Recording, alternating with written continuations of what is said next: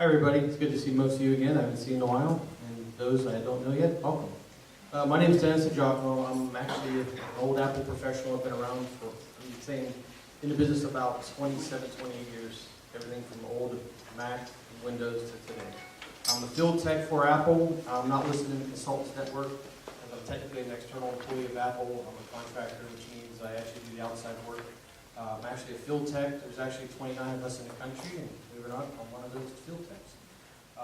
The Apple Store does use me a lot for the joint venture programs they use for business, and they send me out to do the stuff on site. Because generally, I mean, Apple will come out and do an assessment of your business or home unit. The problem with that is they can't handle Windows and other different applications that people run into and use, like QuickBooks and QuickBooks, so that's not important.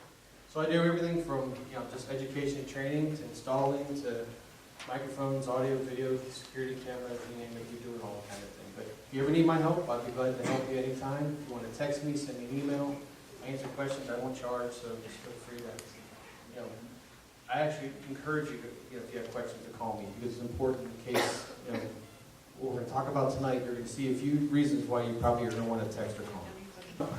How many are fishermen in here? Fisherwomen. Just a couple. Well, a little bit different fishing here, but the same concept. But here, getting caught fishing could cost you up to $500 or more. And it's happened to some of our NMUG members, unfortunately. You're going to tell us how to do it? I'm going to tell you how to do it. Just leave me your credit cards right up here before we do. On our little outline we have, we're going to talk about some just different types of common networking risk. And really what it comes down to is everything that we encounter while surfing the internet, they want to give a name to it. Of course, these aren't common names, these are just names that they make up. And we'll go through a few of those. We'll talk about some preventative measures help they, hopefully curtail you falling victim to some of these ploys that they have. And we'll talk about some different educational resources where you can go for information. Real life scenarios, it's always good to give you what's happening in the wild out there so you guys can have an idea of what people are running into. Then we'll talk about how safe you are. And of course, I'll hope to go quick enough so we can leave it open for questions. You can be on tonight's topic or anything you have questions on. All right, somebody's going to pay a $5 fine for their phone working. You're busted. That's nice music, though. All right. So some of the social networking risks, there's a couple different things up here, and I don't expect you to be able to see it, but these are some of the terms they come up with. One is called baiting. This is where somebody may give you a USB hard drive. Let's just say you're at Publix and Coke or Pepsi is running an ad, and they'll say, hey, come up here, try one of this, fill out a little thing to win something free. And here's a little memory stick, take it home and use it. You might say, hey, it's a 4 megabyte or gigabyte memory stick. I'll go home and use it for just some simple files. But when you plug it in at home, there's some software already on it, and then people go, what's this? You click on it, didn't do anything, I don't know what that means. So you erase it, reformat it, and use it for whatever you want, but the bug already got into your system because you clicked on it. Not so much for Apple, but more Windows users. But some people in here actually run Windows on their Mac, so that can definitely be an issue.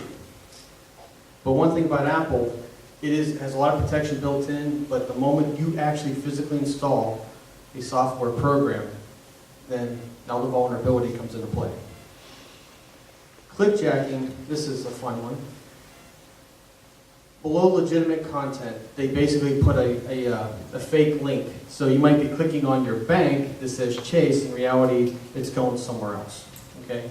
So the clickjacking is common and it's all over the internet, and unfortunately a lot of it's pay-per-clicks. People pay for things legitimately in Google and people see it's like an ad and they click on it to hopefully find Apple support, Windows support, how to use QuickBooks, and they click on these things and they take you somewhere they're not supposed to be.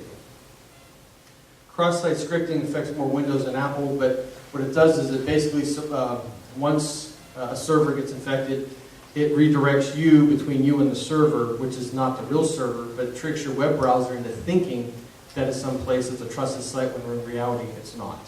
So cross-site scripting has been around for a while. So how do you identify the clickjack? Well, we'll talk about that a little bit. What's that? We're going to talk about that a little bit, absolutely. I'm also going to give a copy of this PDF to George and Jerry. They can put it up on the website as well. Doxing, this happens all the time without us doing anything. Basically, it's how many people are in Facebook? A lot of people. Okay. There's also other sharing websites out there that people get into, LinkedIn for business. What happens is we end up putting in a lot of personal information. You know, are you married or not? Do you have kids? You know, your nicknames, your date of birth, social security numbers. These things end up somehow on these websites. And what happens is these companies, they actually send scripts out and search the web for different things, just like Google does when it knows we're out there when you put a web page up. And basically, you can start selling your stuff for hire. I mean, all your data. So be careful what you put in, whether it's in an email, whether it's in Facebook. Elicitation, this is the one where they call you on the phone. They say, hey, this happened to me. I have to laugh. I've had clients had this issue for years. Or someone says, oh, some guy calls up, says he's from Microsoft, that my computer's infected the internet. And I didn't believe the guy. So it happened to me about 3 weeks ago. I'm at home, kids had a half day on a Friday. And all of a sudden the guy goes, hello, this is Microsoft calling. You must get to the computer quick because you're infecting the internet. I said, I'm infecting the internet? He goes, yes. I said, why have a Mac? And he went, click, he hangs up. Okay, that was weird. I finally got one of those calls. I feel privileged. My home phone hasn't rang in like 3 months, so I forget why I even have one. But nonetheless, Saturday morning, guess who called back? His name was Bob. Bob called back and goes, I must talk to you. You're infecting the internet. So I had fun with Bob. I said, Bob, this is Apu. Look, I'm waving at you. I can hear the call center. There's all these people around, you hear all the ruckus. And I'm going, look, I'm waving at you. You called the wrong line. Look, you called the wrong line. The poor guy, I can hear him standing up in his seat, stuff's falling over, and he's looking around the room for me. So I had a little fun with the guy. Listen, if I'm going to take care of the phone call, I'm going to have some fun with it. So usually I answer the phone, coroner's office of Collier County, and they hang up real quick. This is a good piece of advice.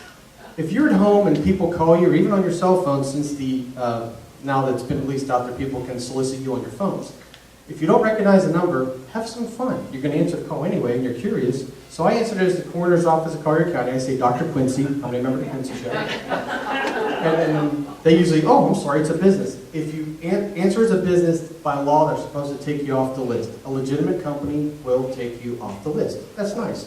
And those who don't will still try to push that phone call, like the State Troopers Association trying to sell that stupid jelly. It won't leave me alone. But if I keep going on with the phone call and have some fun with it, they tend to take me off the list later. But so if you're going to answer the phone, have some fun. Why not?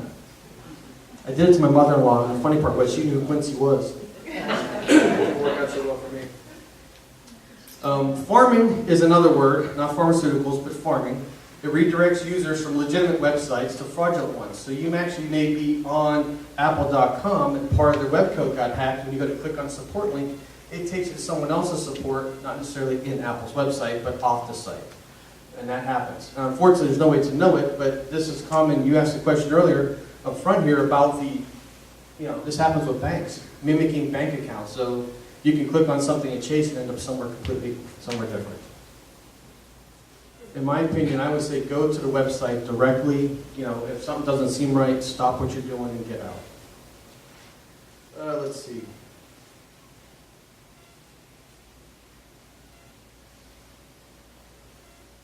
How many of you folks gotten emails that are asking you for things, or click on something to go somewhere? Does everyone have one of these emails that don't seem right? About how to update your Apple ID. You can only do it here. We'll suspend it in 24 hours. Okay. How many have clicked on it? You can admit to it. It's okay. Now, this is the scariest one, because unfortunately, what everyone's doing nowadays is they will go to a website, or if they have an account themselves, they will copy the exact looking page in its entirety. And everything on it will function. There'll be support links, they will have customer service, a real phone number, but the one that they want you to click on is the one that will take you somewhere else. So that's where they get you. So if you get something eventually down the road where there's an email that says, boy, something's going on in your life, it's a credit card thing you're not sure of, pick up your card, look at them, if you can read it, of course, the number on the back of your credit card or off your account statement. Call them direct. Don't do anything through the emails. Especially with the IRS. The IRS will never, ever email you. There's a firm, RSA, and these guys, they're part of a big group called AMC, and what these guys do, they're the ones, the big security firm in our country, if not internationally, and they're the ones that help you decide what kind of security measures you need, how to go about protecting your business. The Pentagon uses them. I mean, these are a big, big firm. And they were hacked because they used a phishing scam, and one employee decided not to open it, and the other one did.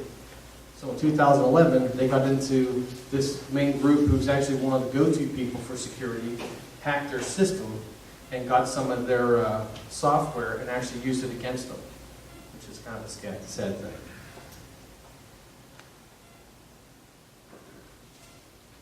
Just talking about the RSA, who they were.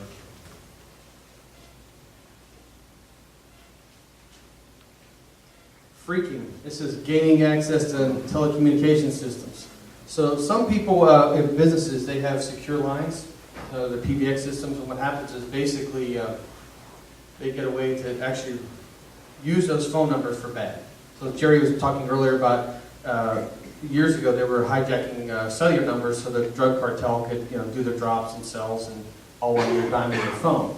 Well, basically the stuff on utilities still goes on. Believe it or not, FireEye, which is a big security firm, on their cybersecurity map, they list the 5 big things like education, utilities, government. But there's a couple on the list there, basically within schools. So when they go over these things, utilities was ranked #1 recently. They fluctuate daily, but they were up high because our U.S. electric grid is exposed to the internet.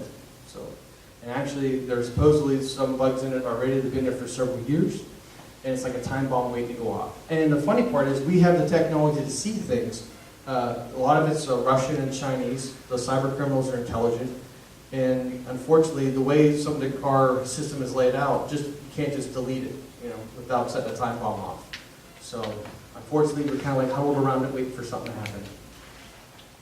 Scams, well, that happens all the time. How many people fall for sleight of hand tricks with magicians? I know I have. So there's a lot of scams out there. If it's too good to be true, it is, right? It's amazing what people fall for.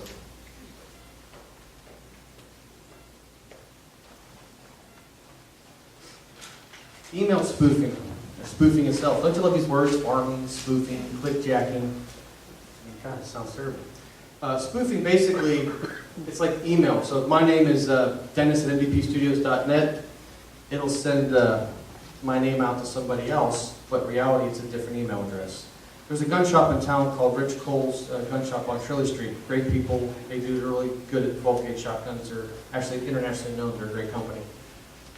Jonah Cole, she's got got a simple email address with the company. She gets hacked every day. What happens is, because I'm on her list, I end up getting an email from her. It says, hey, click here, open this document. And then she, of course, hours later, she sends another email saying, please don't open that document, I didn't send it. So it actually looks like it's coming from her, and I can't see where it's coming from because it's disguised and masked very well. So sometimes even coming from trusted people, we fall victim. So if you're not sure about something, don't open it. And really, an exploit itself is just a known method of taking advantage of a vulnerability. So, with all those different funny words, there are many ways we can be fooled, and it's easy for us to give up sometimes our identity and also our money to go along with it. We're going to talk about some different ones, but usually a lot of these are multiple things. You're going to have spoofing and phishing and scamming and elicitation all at the same time. So really, it doesn't matter which one you fell for. It's the fact that you're being tricked, and that's just no fun. So we'll go through some real life scenarios here in a little bit. But some of the preventive measures that we want to talk about, and this goes kind of both for home and work. You really want to try to do safe surfing, trying to go to places you're not supposed to be. How many have gone to file sharing websites like BitTorrent, things like that? Heard of those things? Believe it or not, people still don't want to pay for things. Right? Shocker. People don't want to pay for music or movies or software. If you notice nowadays, Apple kind of changed the way we do business. In the old days, we all had CDs. You ordered them from Adobe, you ordered them from QuickBooks. Now everything's downloadable right from the website. And even then, you have steps to even get it to download your system with serial numbers and security pins and signing in. And so it's not what it used to be, but people still steal software. So going to these sites, when you download, let's say somebody want to buy the latest version of QuickBooks, it's $250, at least the version I buy. You can download it for free. Unfortunately, the moment you install it, you're getting something else with it, and generally that makes your computer vulnerable to especially if it's a Windows machine, but I've seen it happen on the Apple just as well. I would say constantly monitor your data. Now people say, how do I do that? I just got a little Wi-Fi device in the other room with Comcast, and my computer and iPad work just fine over here. How do I monitor my data? Well, how many have Comcast in here? A lot. How many have seen their network say Xfinity Wi-Fi? Okay. You know what that is? That's Comcast adding global support for other folks. Which means you literally, if you don't have, if you're not near anybody's Wi-Fi, if it says Xfinity, as long as you're a Comcast account holder, and you know your username and password, you can log into that. Once it's set on your iPad or iPhone, anytime it sees an Xfinity's Wi-Fi signal that's available to it, you're automatically on the internet. Which means, if I'm 2 doors down from Jerry's house, and Jerry's Xfinity is broadcasting, I can jump on it, but I'm actually running through his modem.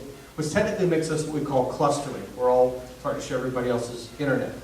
Which is good and bad. It's okay, you know, because I'm not going to do anything untoward. I'm sure Jerry's not either. But somebody else that might be sitting outside, like a maintenance worker, might be, you know, looking at pornography running through his Wi-Fi. So it's hard to see who's using your system. I mean, they do have things on that you won't see because it's basically it's inside the equipment itself for Comcast itself, and I think CenturyLink's going to start to do that as well. Things you can do on your own network. I mean, some people have to share their network. Some people have really live in a high-rise. They let their neighbors borrow their Wi-Fi, so they give them their Wi-Fi password. Well, friends and family show up. They all hack into the network and start surfing. You have no idea what somebody else is doing. So, please try to keep your stuff safe. Keep it for you. You know, not that you're trying to be a mean neighbor. It's just that you don't know what someone else is going to do. I mean, I can tell you how many gate codes I still have in my phone for different people's places I have to get in and out of because they're like, just keep the gate code, don't worry about it. You know, I might be trustworthy, but somebody else may not be. Let's see. Okay. So Dennis, that came up at our meeting the other day on the Xfinity, and it came up, you're sitting there and you're thinking you're on one network and it jumps to Xfinity. How can you prevent that? Can you literally... What you have to do is that network? Forget that network. That's what you have to do. Because otherwise, once it's set, it's universal Wi-Fi for Xfinity. So you have to say, forget this network to have it not jump automatically. So if I run down the street and I get in another Xfinity area, is it going to pop up, or is it going to? Am I going to have to forget that network again? Well, every time if you forget it, you'll have to re-sign back into it. So next time you re-sign back into it, you're active until you forget the network again. Thanks. Yep, no problem. Can I ask a question? Sure. When you, what they want to do, as I understand it, is they give you this nowadays a modem router, and so maybe you name your network SAM123, but then there's also the Xfinity Wi-Fi, so everyone who wants to can get onto that if they have an Wi-Fi or a Comcast account. But if your SAM123 that you set up, that no one else can get on. Well, it's the same. It's the Okay. same as the boxes comes. It usually says home Yeah. with like C71 or something. It says a number after it. That's the same thing as whether you rename it or not. But the Xfinity portion of it is as a transmitter. It's basically for anyone's Comcast client that can use it. The problem But is you don't know who's going to use But it. it's still, that's what I'm saying, is that Xfinity piece sitting there right next to your own piece is Yep. causing problems, You can. right? Yep. Okay. I asked them to take it out, to turn it off on mine, and the first time they didn't do it. The second time I called and they said, oh yeah, it's still on. I said, turn it off, and I don't know if they did. They told me they Well, didn't, but Here's the thing. You may be able to turn it off. Their job is to make everybody happy. So most people don't play inside their modems often. Every time there's a modem refresh or something, it may turn itself back on again. So maybe it'd be a temporary thing. Sometimes people have to do a hard reset to get it to come back online, and that may be the issue. Go ahead. Is that only for Comcast modems, or if I have my private modem, do they do that on that too? No, just the Comcast ones right now. That circuitry is specifically built into their modems are given away to everybody. They're good modems, by the way. Oh, yeah. And it's not just Comcast, all the cellular companies are doing it. All the cable companies are doing it. They're trying to build a Wi-Fi world. And so if you've got Time Warner, if you got a Time Warner modem, you'll find that you got a Time Warner network in your modem. That's true. I mean, Summit Broadband's doing, they're all gonna do the same thing, because unfortunately, we need Wi-Fi, not the little cellular hotspots. We need actual real Wi-Fi backbone to actually do all the updates, because software is huge in size.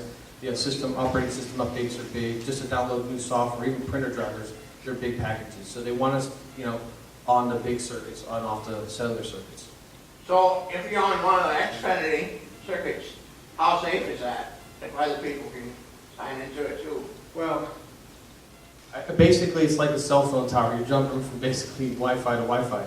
I mean, they're as safe as we know. I mean, they're unfortunately, there's no way to know offhand. That's one network I don't get to control. That's something they're getting to control. But they're allowing access to just basically a private port, which generally won't allow them to see anything on your own network, which is great. But the right person knows what he's doing. I'm sure can get into anybody's network, unfortunately. Good. If you have another proprietary modem like an Motorola modem, you can still encounter that problem from that signal? No, there's all separate devices, just their modem. They have a combination modem. How many people have downloaded free software? No, that's okay, we all have, I have to. How many know what MacKeeper is? How many fall victim to MacKeeper? Okay. Basically, I tell people, only install applications you know about. And I'll talk more about MacKeeper later, but quickly, MacKeeper is a program made by Zeobit Corporation. They're out of the Ukraine. And this software is designed to keep your Mac trim and fit and healthy and great. First off, it's not needed, okay? It's not an Apple product, and I'll repeat myself, it's not an Apple product. I was actually, last week, I've been to 8 homes with MUG members who aren't here tonight. They've actually put this on their machine and said, oh, this is from Apple. I'm like, no, it's not. Now, long story short, basically what MacKeeper does, it's on every website you go to. So you'll see it on Computer World, you'll see it on CNET, you're going to see it just surfing Google. You might be on some page talking to some forum about some Apple stuff you're interested in, or even how to do things. That MacKeeper thing pops up in a corner, or if it gets enough of a control of a web page, it may click here and then you fall victim to it. And we'll talk about that in a little bit.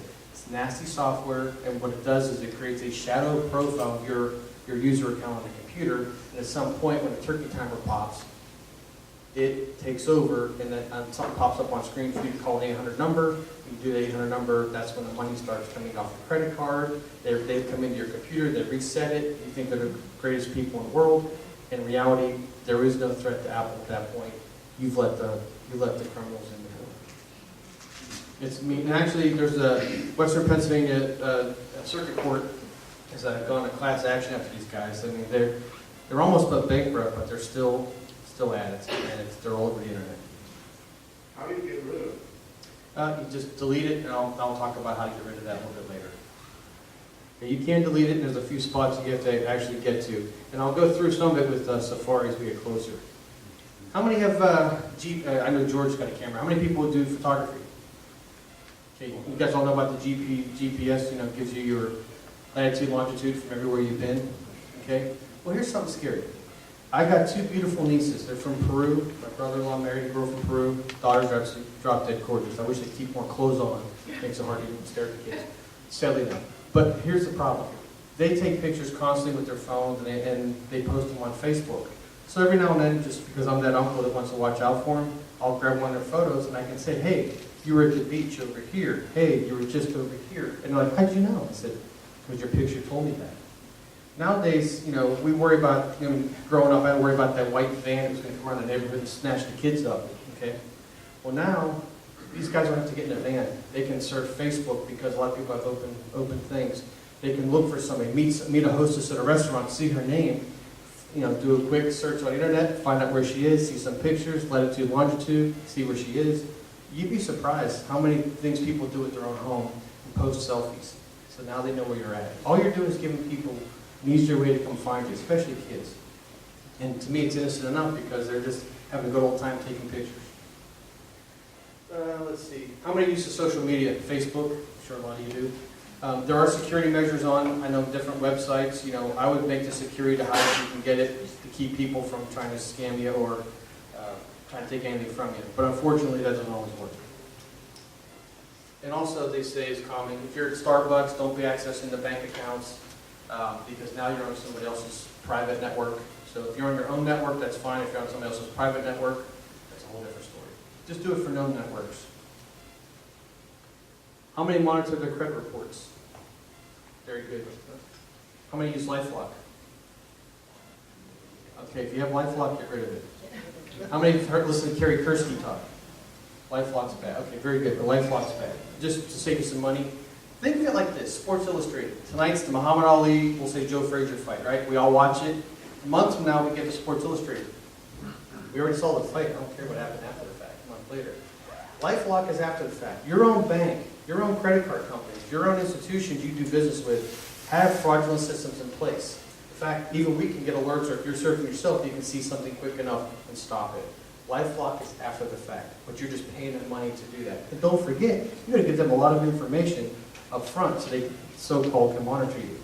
So just think about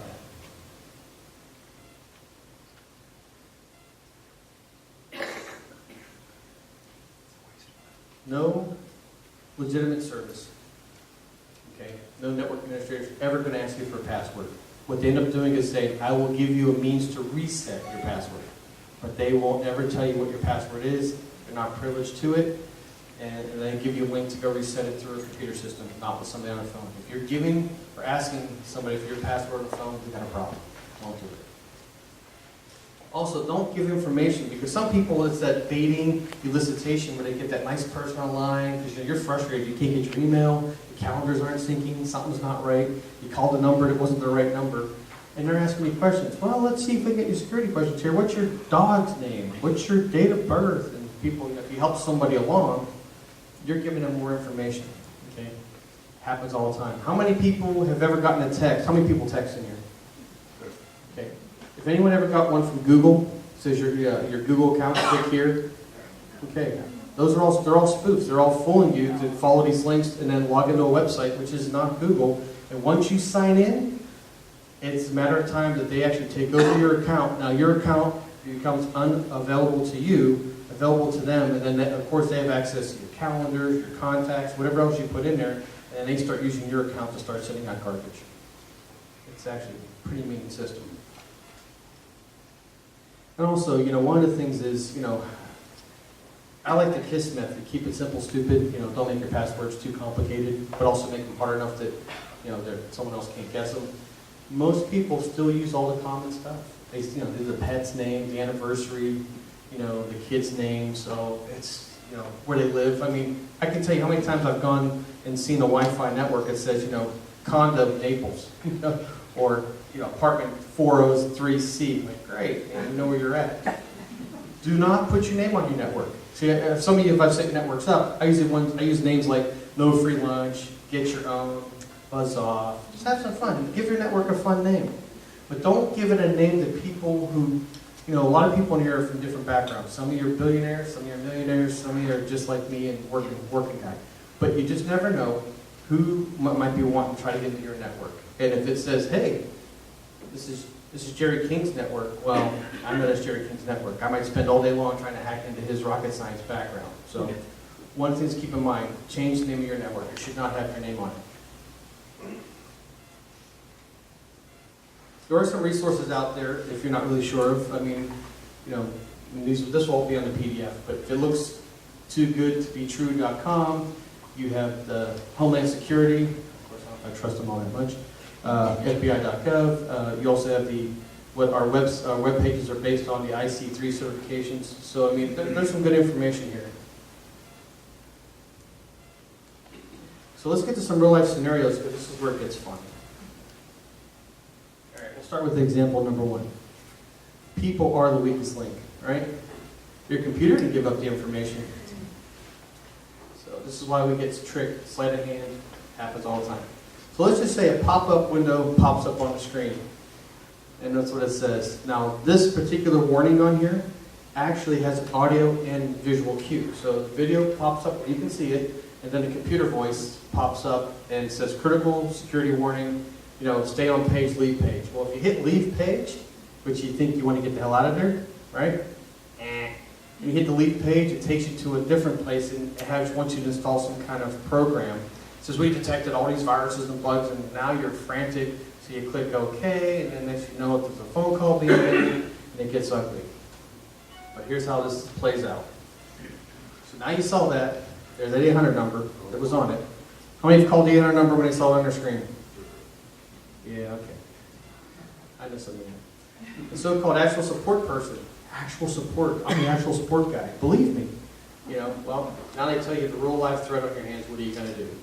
Next, they talk in, sort of that elicitation work comes into play. They're going to talk in like, hey, glad you called us. It's serious. We know what's going on. Haven't been in your computer yet. How the hell do they know what's going on? But they already know because the bug was placed. So they get access. Now, once they get in, they do two things. You see them rooting around, the mouse is moving, you're watching them click on stuff, you're like amazed, like, oh, thank God you guys are doing this, I'm scared. Well, it's true. And what happens is they start opening up portals, virtual private network door, and they hide it off to the side. And what happens is they set turkey timers, so they come back later, so this is going to be a repeat issue later. And then, of course, they tell you the bug was so bad. They even told one person, you got this worm. The worm is so bad, they had to open up Wikipedia on the screen to say, this is the worm you got. And these people are like, oh my God, that's bad. There's no such worm. It's an Apple freaking computer. Now, if it's Windows, it would be a whole other story. The thing would be locked up. You wouldn't be using it anyway. But now you might be convinced or swindled out of, up to $500. Seen it happen. But thank God they were there to resolve it. Well, wait, folks. There's more. Tell them, Johnny. Tell them what their parting gifts are. Recurring monthly fees up to $200. Didn't see that one coming, did you? You paid $500, you got your computer back, and now next month, $200 bill. Following month, $200 bill. And guess what? Since you authorized it, good luck trying to get the Discover or MasterCard or Visa to stop the charge, because you've already authorized it. They will even call you back the next day. That's how good these guys are. How are you doing today? I hope everything goes well. I was working on your computer last night. Oh, things are great. You guys are awesome. Thank you. It's that comfort zone. Now you've got this relationship built up with somebody in India who you've never met before. Here's what I recommend. Once that happens, immediately, and once you realize it's happened to you, it's happened to some people in this room, that's okay. It happens to a lot of us. There are a lot of educated, intelligent people out there, different backgrounds. Their job is to fool you, and it happens to all of us, okay? So don't be upset at yourself. The first thing you got to do is you got to contact your credit card company and cancel that card. And then the next issue is to pay the charge. You want to get that money back. Even though you authorized it, you want to get that money back. Okay? Now, sometimes, depending upon the service, you may not, or charge company, you may not be able to get the money back, but at least try. If something happens, I actually done it for clients where I may have to give a sworn affidavit, that I came out and they were, tricked into it. Play your age, cry on the phone, whatever it takes. Get your money back. I've had their, after something like that happened where they can't actually get Safari to work again. Okay, Safari hangs up. Well, it's called a browser hijacker. It's not really hurting your computer, but it won't let you off that freaking page. And sometimes it's very hard to do. So what I did was, and I'll go through them briefly, but you'll have the printout to look at it. These are just some of the steps to fix it. And I'm just going to go through it. But basically, if it's frozen, just do the, option command escape, just force quit Safari. We're also going to go to the menu bar, click on go, hold down the option key, and your user library. This is where all your personal stuff for your account's held. Get access to your library. We navigate to a folder for Safari, and then there's a whole bunch of items in that folder. And these are things that are highlighted in purple. There are what you're going to delete. You're deleting the history database and the last session, the last thing you were doing. Okay, top sites and the web page icons. But also, there's a local storage folder. I didn't click on it because mine had a lot of stuff in it. But in that folder right there, if you open a folder, you delete all the local temporary storage as well. Just drag it to the trash can. But do not delete the folder. You don't have to write this stuff down, it's going to have to print out. Now you're going to have to navigate later to the preferences folder, which is still in that same account library. And there's a folder called by host. And you're going to delete everything in the by host folder as well. You also may have to delete the Safari plist, that's the preferences for Safari itself. And then there's also another folder called the saved application state. Basically, the last state that the program was left in. And since you force quit, it was left kind of in disarray. everything in that folder, so when the application opens, it would open up back the same way it was when you left it. You got to delete everything in the folder. Just do not delete the by host folder either.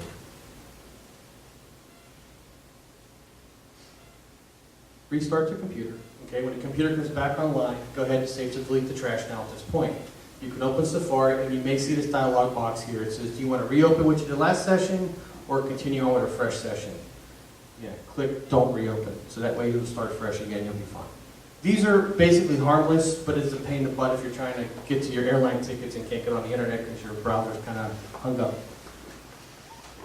This can happen to Google Chrome, it can happen to Firefox, it can happen to a lot of different ones. There's that little Mac keeper character. Later, at the end of the presentation on my slide screen, you're going to see the link for the threat map for FireEye.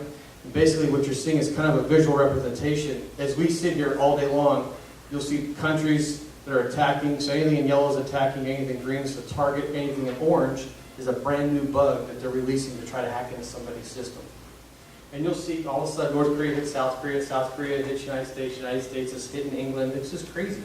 But it's not just government entities, it's also education. They're attacking all different systems. And these are all bouncing off mainframe servers, and these reports are given constantly.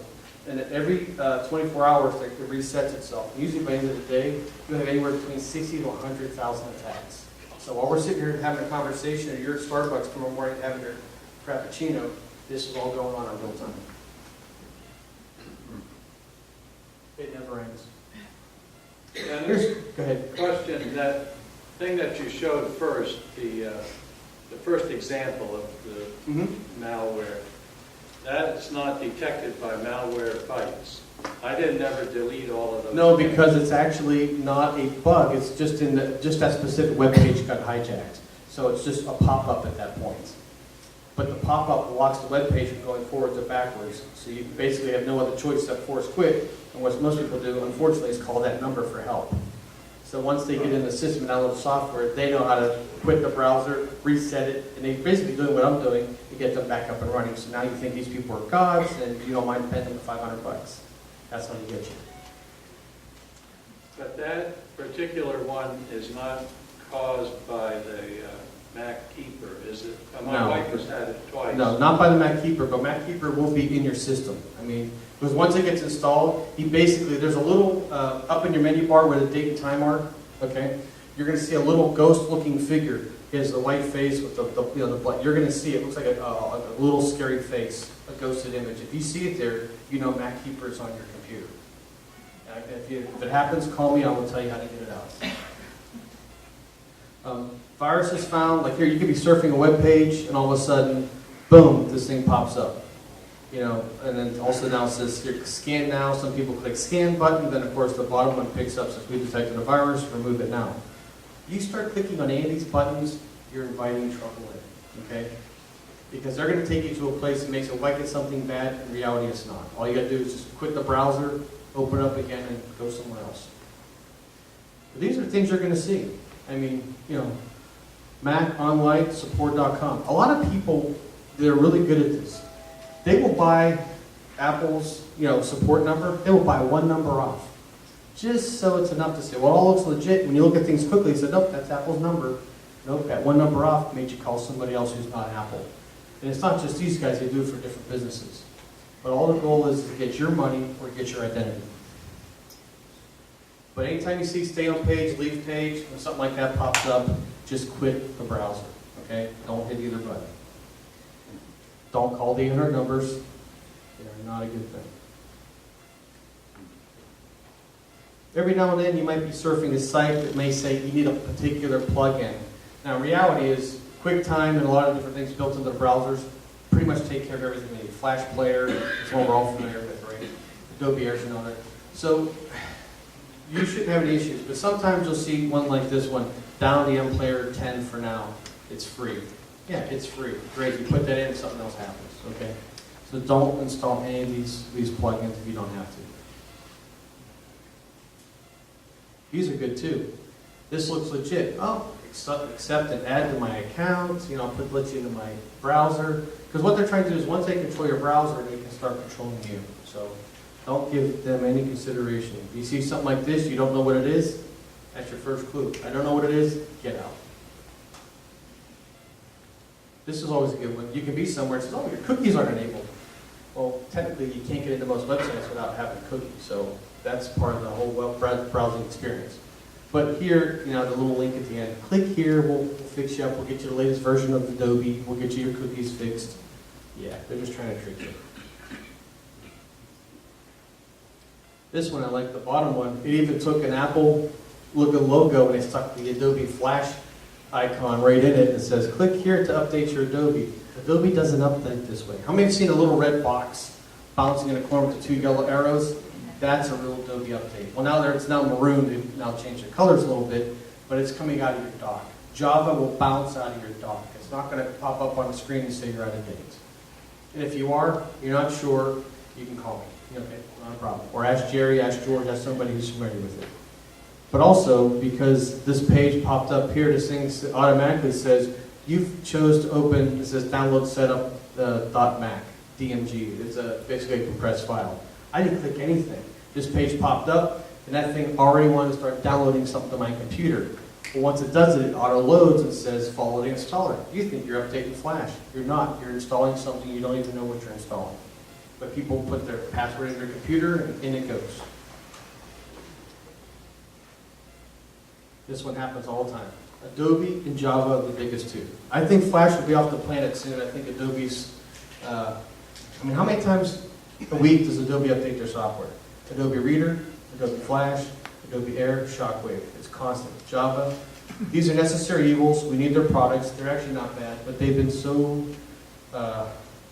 exploited now that you need to have them. But unfortunately, if there's an update for Adobe, it's legitimate, do the updates because they figured out there's a problem and you need to get ahead of that.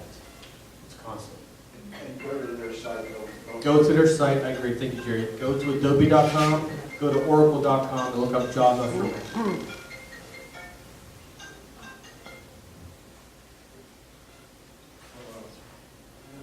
How many viruses are there for Apple?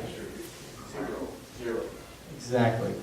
Listen, Shepard Smith on Fox 4 on news is going to yell the first virus to Apple. I can't tell you the whole world's going to be jumping for joy when it happens. Because Windows people want so bad for us to have a virus. I still don't know. It's great. Now, there are some malware things out there, but again, you have to install it. They're not automatic. These are things you have to do. So if you're not in a bad spot or not sure about something, you don't click on anything, you'll be just fine. But yeah. This one here is funny too. I just on my machine I start laughing. So don't fall for it. MacKeeper is bad.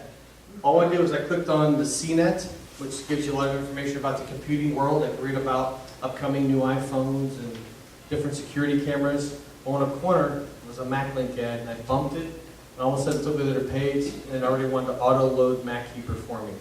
Now people think, oh, this is something from Apple, and they click on it. Happens all the time. This is not a good app. It looks friendly. You see the little guy's little ghostly face up there next to MacKeeper? You'll see that up in your menu bar. If it's there, call me because it's not supposed to be. You can literally take MacKeeper out of your applications folder to the trash can, hit delete, it should go away. But sometimes they have it set where it will re-resurrect itself when you restart the computer. They're getting smart. And they want your money. It's just another one like this. It says, your internet or your system might be slow, click here, we'll fix it for you. And these things just pop up for no reason. Here's another one. Please install this media player. There's our Finder icon. We know that must be Apple. Better click here. No, just run away. We do have a world of connected threads. How many people have the new thermostat called Nest or something like that where it's hooked up to your Wi-Fi system in your house?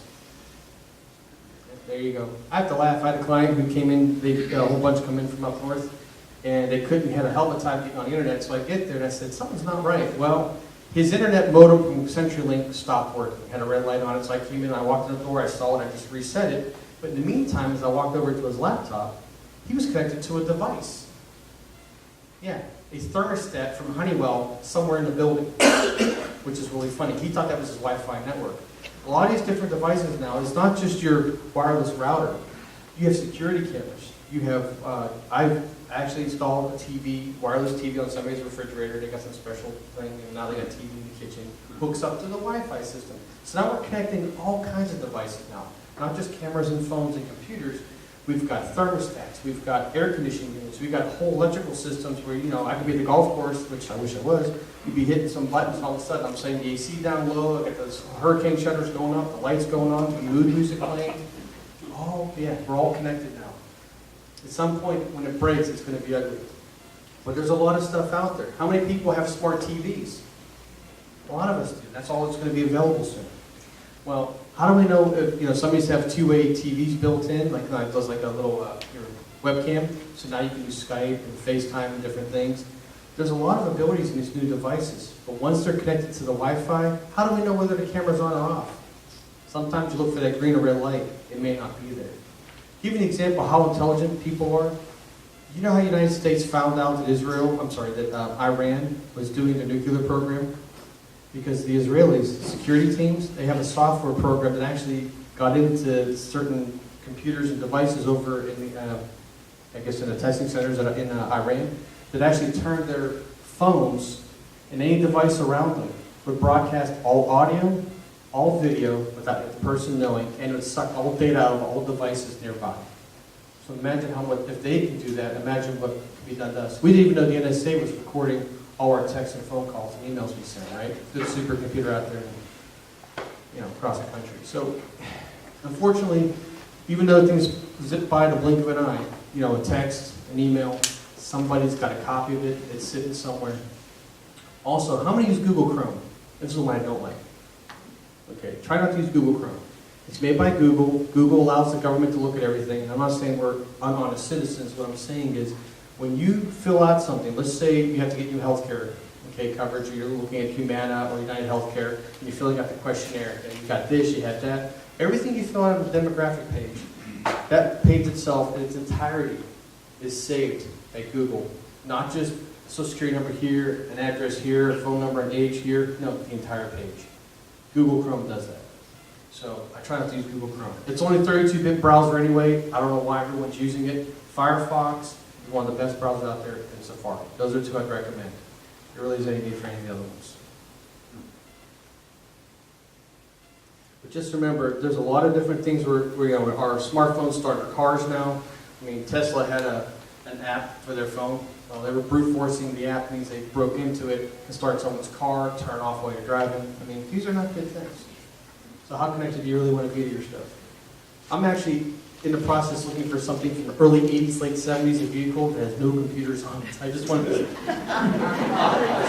Coming from me, right? That's what I want. Jerry, sell your car. 95, Cool. Actually, I can see what the motor looks like. I can fix something, actually. 48 miles per gallon. I got a Humvee, and they walk up to my car with a computer chip. They never pop my hood. They walk up with a computer controller constantly. I'm like that. I don't like Can you that. repeat the smart TV discussion? Yeah, the smart TVs, you know, they're trying to find a way around, you know, do I have a Roku box, an Apple TV, you know, how else can we provide different things? People like Pandora Radio, right? They like Spotify, they like Netflix, Hulu. So now all the smart TVs have all these apps built in. In fact, you can, some TVs you can even surf the web. But what happens is, now you're giving your TV access to the wireless router, okay? But people are actually breaking into the TVs because they figure like, oh, who's going to hack a TV? I'm more worried about my computer, not a TV. LG's had hacks, Samsung's had hacks, and most of the stuff's not done by a particular person, but it's usually a software application written called a bot, and the bot will search looking for open doors on a specific code plane, and if it finds its way into your TV set, it can turn on a microphone, it can turn on a camera if it's built in. You know, it could do, you know, reroute signals to different locations, or hijack your Netflix account and give free movies to everybody, you know, in Canada. I mean, you just never know what's going to happen because everything is connected. We all had a right to privacy before. You know, now everybody's got a cell phone. In fact, if somebody hits the right button, they know exactly where everybody's sitting in this room right now because our phones give us away. So it's really hard to hide from technology, but it's a necessary evil. We need it. I mean, I love technology. I love what we can do, but unfortunately, it's just getting harder and harder every day. So what do you do with your smart TV then? Well, it's one of those things, you can decide whether or not you want to put it on the internet. You know, not everybody uses Netflix. Like for me, I'm never home to watch it, so I just watch general cable for now. I'm already paying enough for TV, I'm not paying any more for movies. So I'll just wait for on-demand from Comcast to see it. But it's up to you. There are updates that come with the TVs. Every now and then you'll see there's a security update or a necessary update. Just apply the update. It usually fixes things that they know about already. That's about the best we can do. Anything that's connected usually can have some kind of software or firmware update. All right, how many got a Valentine in here? If you want them into it. Just kidding. It's around the corner. But hey, man, there's some scams out there designed to break the girl's heart or your heart. You might get that lovely email, a little bug saying, hey, I love you. Don't click on it. There's infected e-cards. AmericanGreetings.com, they've been hacked before. So imagine sending somebody a happy birthday and they got something with it, I kind of miss the days just give me a card with money in it, it's so much more. They don't do it anymore. There are Google-based traps, and I'll talk about that in a second. You have social media frauds, and of course, if you're on Facebook, oh, look, send her a happy Valentine's thing, and you click here, it takes you somewhere, it's an advertisement. There's a whole bunch of scams, but these tell you what to do. Now, usually the first part is, about the malware, and the viruses. Again, if you have a Windows computer, you're usually prone to this issue. And some folks have to run, like I have clients who use QuickBooks for Windows because some of those versions work better for contractors and whatever. So if Windows is running on Parallels, Fusion, or VirtualBox, which allows you to run Windows on your Mac, you still have to put antivirus and anti-spyware on the Windows side. Just remember that. Also, uncheck sharing of your local documents and desktop folder. I'll talk at the end, there's how many have heard of ransomware? I didn't cover it because I checked it again. Ransomware is basically, there's two forms out there that are really bad. One was called Crypto Locker, the other one's called Crypto Wall. The Crypto Locker guy got caught, and if you had any files encrypted, there's a website you go to and actually upload your file and it should decrypt it so you can get access to some old files. Crypto Wall, they're on version 4, came out December 15th. It's a nasty son of a gun. I have a client business down on 5th Avenue. They lost 20 years of business. 6 computers, took over whatever was connected to that network, okay, got infected. Basically, it showed your folder, like say example documents. It had, hi, here's a picture, we've tagged all your files. We give you a JPEG image of all your files being tagged. So basically, if it says, example, spreadsheet for December 2016, you have a whole bunch of letters after it. The moment you click on it, Word may open or Excel spreadsheet may open, but nothing but gobbledygook is all you're going to see on your screen, and you can never get it back. Okay, so if you get something on the Windows side and it's connected and shares your, because you can share between the program settings, you can say, hey, instead of having documents on my desktop on Apple with documents on Windows, we'll share the same folder. It will encrypt your Apple files as well. So just remember that. Now, Time Machine can save your butt in that instance because you can go back just to a time before it's encrypted and hopefully catch it if it's not running at the time. But it's nasty. And you can't, now you have to, in order to pay the ransom, it doesn't really work. They want you to pay in Bitcoin, and you've got to go through a bunch of different web pages. Basically, you're going in and out of secret websites to get to a final spot where you can actually transfer money to a Bitcoin where they get paid, and you don't get no decoder ring to get your stuff back. It's actually very ugly. I've had a few people do that. Send them out $5,000, and still get it. It happens. Infected e-cards. How many have gotten a Hallmark card in their email from somebody for birthday, anniversary, something? We all have. Okay? Now, the good thing is we have an Apple computer, so if we see it doesn't open, we say, this didn't work. But if it's Windows, you may have gotten a little something with that, and that's not a good thing. Listen, Google-based traps, if you're not sure about something, go to the manufacturer or the retailer's website directly. If you want to buy something, don't click on the link. Go to that website to make sure it's legit. It's the only place I can tell you to go. Let's see. The social media frauds, think twice before opening a message. Unfortunately, nowadays, it's getting harder and harder to know who's who because of spoofing, because they're able to mask, fool you with somebody else's ID. So you think, hey, it's my mom. In reality, it wasn't. So it can definitely affect you. Of course, there's always a bunch of sales-related scams, bogus sites, that look like they're really Target.com or Sears, and they're not. So know where you're going. If you're not sure, just walk away. You don't have to actually click on something. As we said before, there are no viruses, so the good news is there's no major campaigns targeting the iOS yet or the macOS. I actually met a client recently who was sent to me from the Break I Fix computer store because they were told they had a virus in their iPhone 6. No such thing. They just had a bad firmware chip and the phone wasn't working. So there are no viruses yet. The Androids, the phones for Android, they do have viruses. They do have spyware. So I can tell you at some point in time, you control communications, you control everything. They're going to shut down our phones at some point in the future. Somebody gets smart enough. The crypto wall virus, protect yourself, especially if you have Windows. Just try not to keep your stuff up to date, because otherwise it'll bite you. So again, just stay safe. Be wary of all the phishing exploits. If you're not sure of something, you don't have to click on it. Just walk away from the computer. Call Jerry. Call George. Call somebody. Call me. I don't care. Call the Apple store if you can get through. They are busy, aren't they? Good Lord. Who knew that they'd be that busy? The good news is your Apple also stays on top of things. I love this company. They are good about their product. They make a rock-solid system. They have a sandboxing technique. Basically, when something gets put in, they kind of sandbox it so it doesn't affect everything else. Windows has that dominoes effect. You light up the dominoes, you smack one, the whole thing goes down. That's how Windows platform is still made. Apple, has a lot more safety built in. Not that it can't be hacked. It's just they're up to date on their stuff. All right, let's open this up to questions, whether it's on this topic or other topics. There's a lot of fraud, a lot of things we can talk about. I didn't go into detail on all those things because we can be here for hours because there's so many different ways we can be violated or taken advantage of. Could you tell us a little bit about FireEye and particularly why there's been a disproportionate crash of its stock value in the last couple of weeks? It's more than others. I don't know. The guy next to you might want to sell you something. Well, but I don't understand why. Just fundamentally, I don't think it's falling apart, but maybe you have some insight that we don't. Actually, that I don't have an answer with, but I can at least. Have anybody looked at FireEye.com, the threat map? Has anybody seen the threat map? Let's see if I can go in the library here and I can show it to you. Which one we on? Check small cat.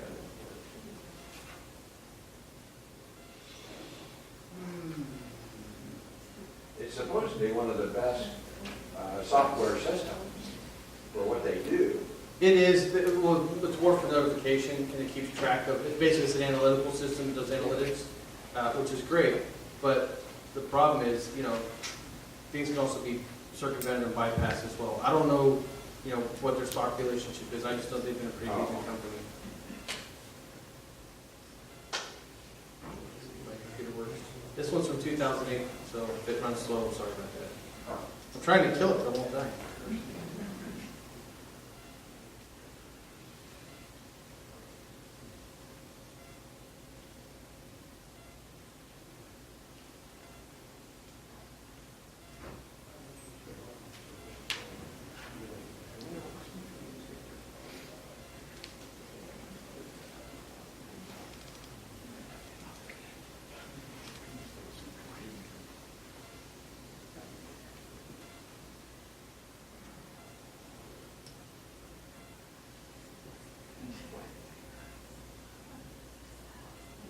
Okay, this is supposed to be in real time, so as of today, as of midnight, 54,000 attacks.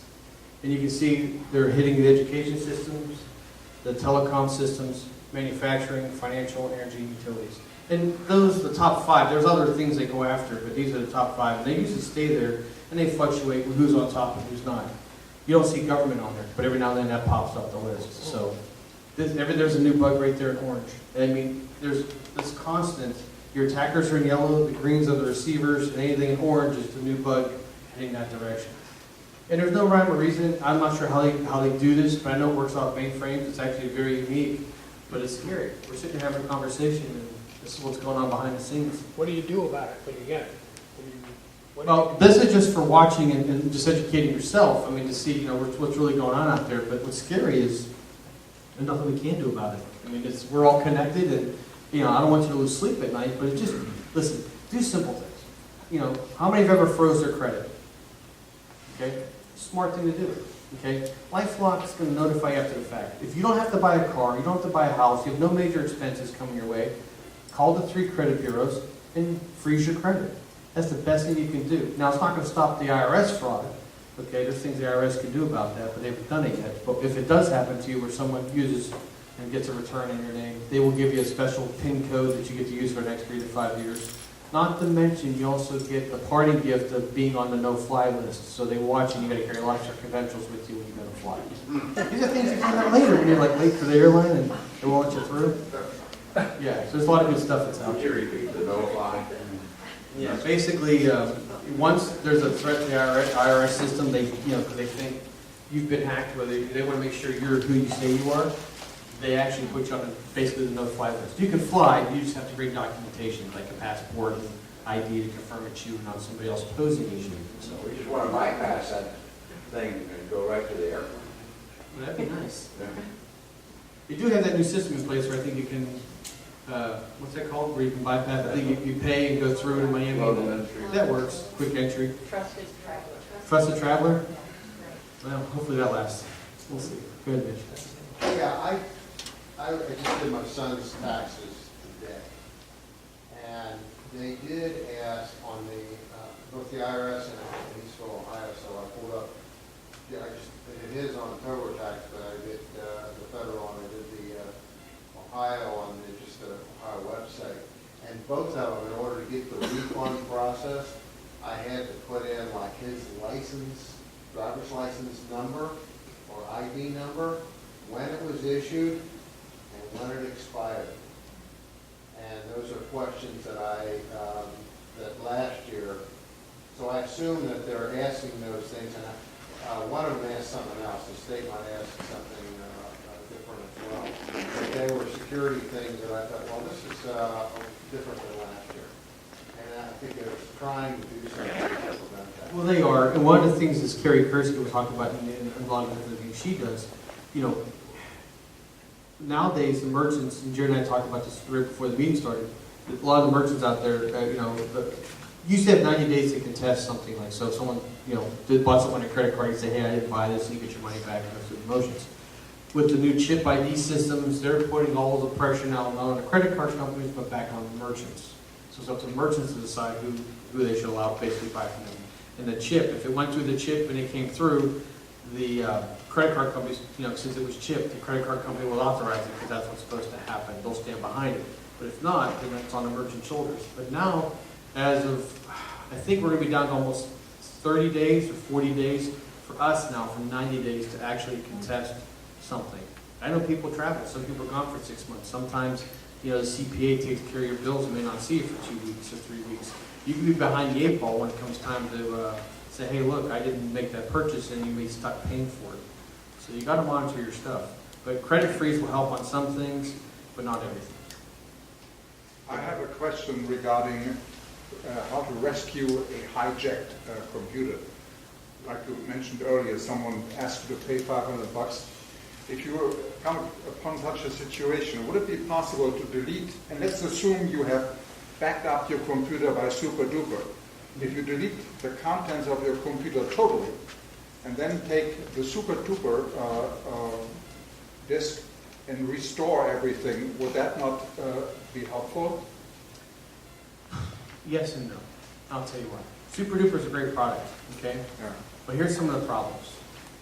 I've had my Super Duper a long time, and this is the problem I got into. I had a mainframe computer that I was switching from one iMac to another that was bigger, but this Super Duper started with Snow Leopard line.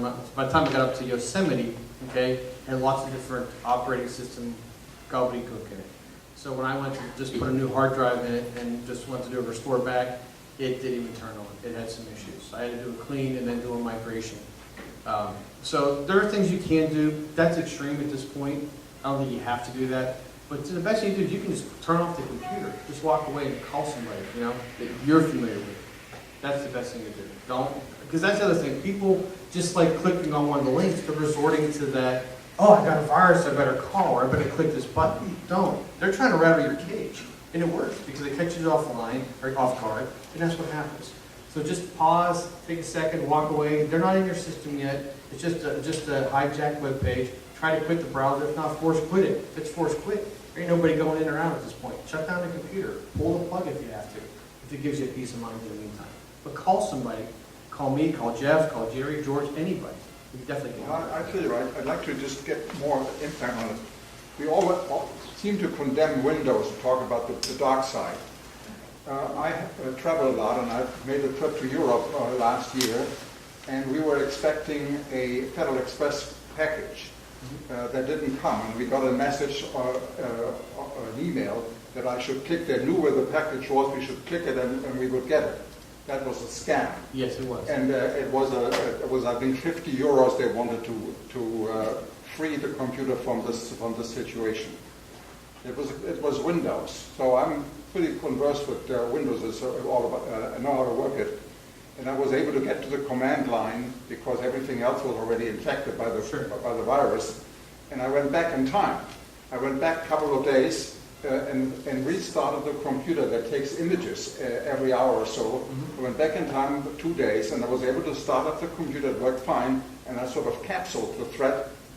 And it's still in that computer, but I just passed it by going back in time. Now my question is, Apple offers Time Machine. And you can go back for certain files or folders, but you cannot go back to the entire system. So I would say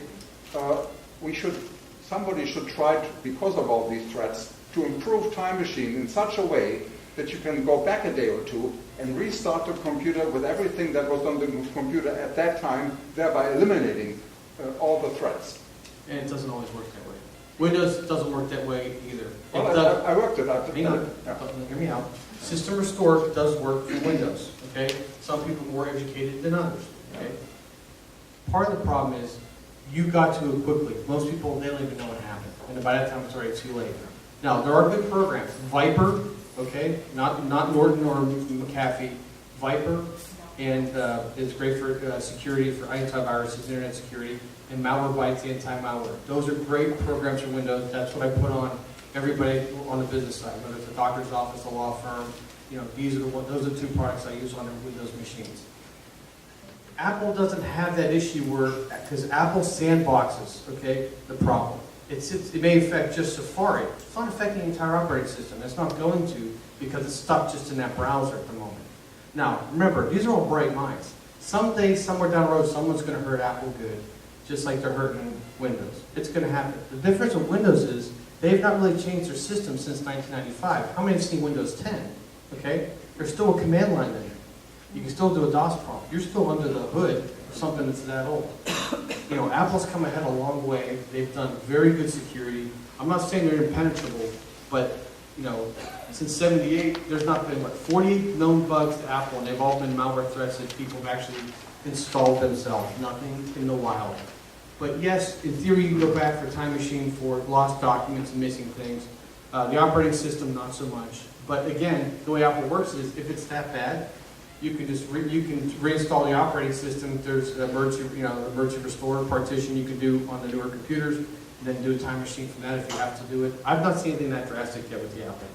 I mean, and who knows? As we start seeing things, Apple may do something like that, but the threat's not there. So, if anyone has an antivirus on your Apple, one thing to be concerned about is a false positive, because there's updates constantly through software update. And with that said, if you have Norton for Mac, which some people do, or Kaspersky, or Enod, these are and Sophos, which I see all the college kids have, because they have to have it to be on the college system. You have to have it on your Mac. They're only going to detect Windows stuff. So if someone sends you an email bug and it's in it, it may detect it, keep you from sending it on to somebody else, and, being a communicable passer on of a bug. But realistically, if there's a brand new update tonight, right, and all your bug updates are good, if there's a new update tonight from Apple and you install the system, one of those programs may have a red alert say, we've detected some malicious activity. Do you want to click this button to quarantine it? Well, now we have healthy code that a program wasn't aware of yet. You hit quarantine. Now your computer's going to act wonky because you quarantine healthy code. So I would say try not to use those programs until we absolutely have to. What's the program you mentioned in addition to Viper? Malwarebytes anti-malware. It's a big mouthful. And go to malwarebytes.org. Okay. Dennis, a quick question on Google Calendar. Sometimes doctors want you to update your appointments, and if they want to use that to communicate with you. Your thoughts on that?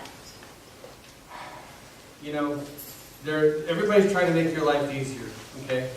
And basically, you're just trusting Google to help with their stuff safe. Listen, Google's got a product to sell. They're going to try to keep their stuff safe, as well as Apple, as well as Microsoft.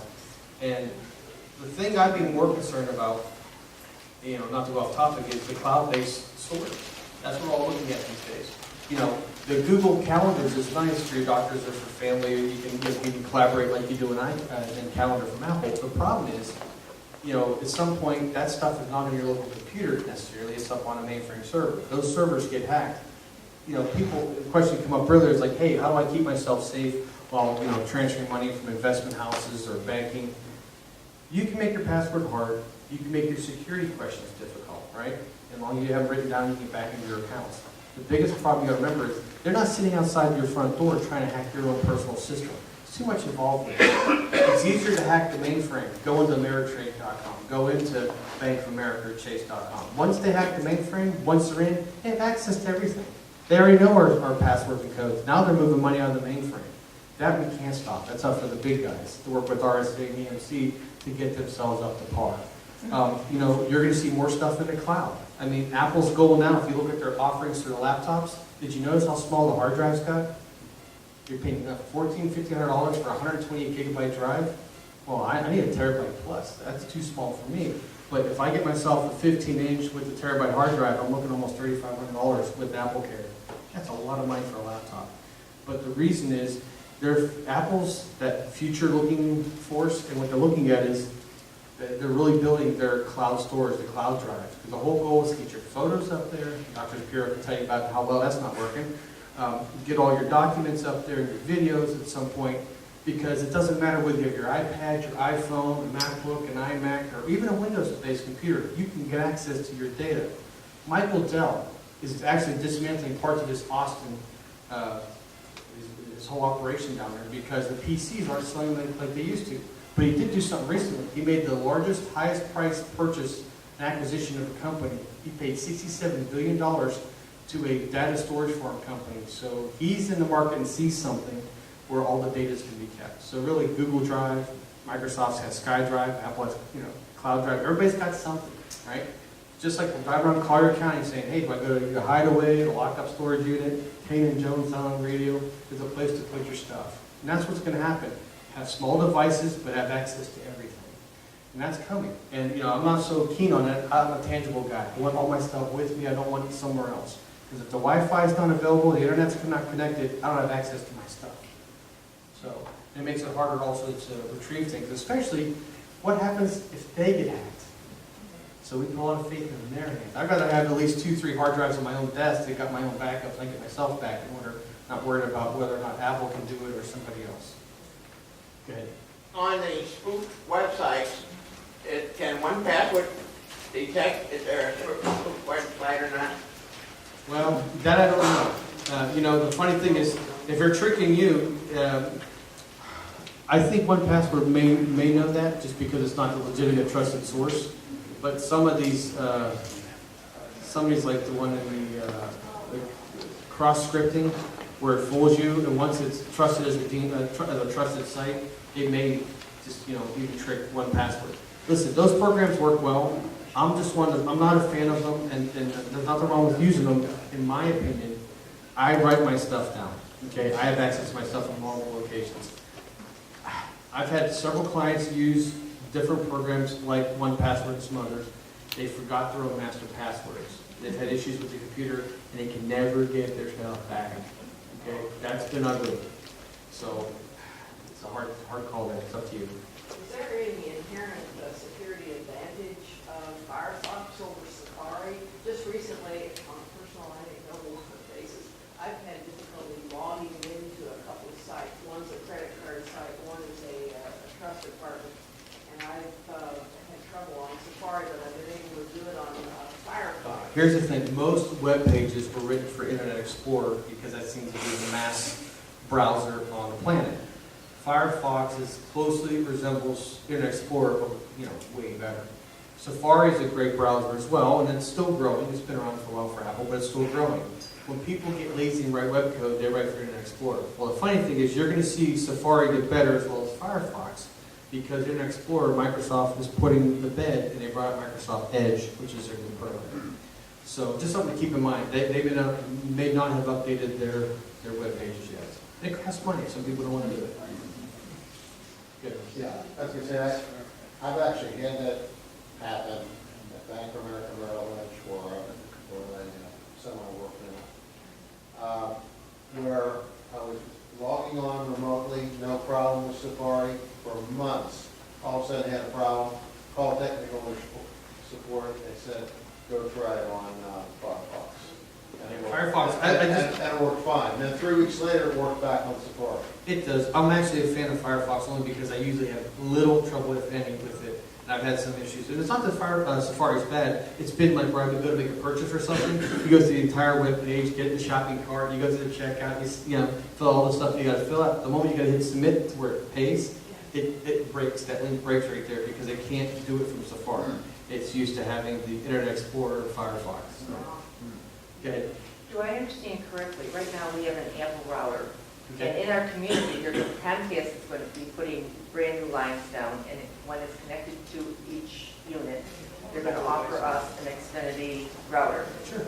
So do I understand really we're better off with our Apple? Well, no, you're still going to have their modem anyway. Okay. Their modem and router is one device. You're going to have it no matter what. You can use your Apple router and plug it into your Xfinity router and use that instead. It still goes through the gateway. The problem is that Wi-Fi, Xfinity Wi-Fi, the open network for Comcast users, is still going to be broadcasting out of your box. So it doesn't make any Doesn't make it. It's not a bad thing, but it's just one of those things that, where you knew who's on your network because you give out passwords now, people are using your box and you don't even know it. But you can go get your own It works. just modem and tell Comcast, but then they have to. Well, here's their way around that. I went through this with some guy up there recently. They told me, upgrade to Xfinity One. I said, okay, what's this all about? I figured I'd just ask them. Well, I have to use their new box. I can't use my modem because they want to use the triple play package. I get up to 150 megabits a second, which is damn good internet. The loophole is you have to have the phone jack on the back of the modem to be active. Now they do, Motorola does make, it is Amber, yep, Fort Lauderdale. But you can get a telephony modem, like ARS or whoever, you can get a telephony modem. You can. But then you have to tell them, so then they have to. Yeah, you gotta call and set it up, provision it's the not a big map deal, but address, right? sometimes the problem is, they give you a hard time. Yeah. Oh, did Even you? though they tell you to go to Best Buy, what unit to buy, they may not want to set it up for you. It's happened. But they just won't make it. Anybody else have any other questions? Dennis, could you give us your email and all of that, that pertinent information, so if we need to... Actually, I have cards here for you guys. My email and stuff is on the back of this, the PDF you're going to get from George. He's going to make it available, but I have cards up here if you want.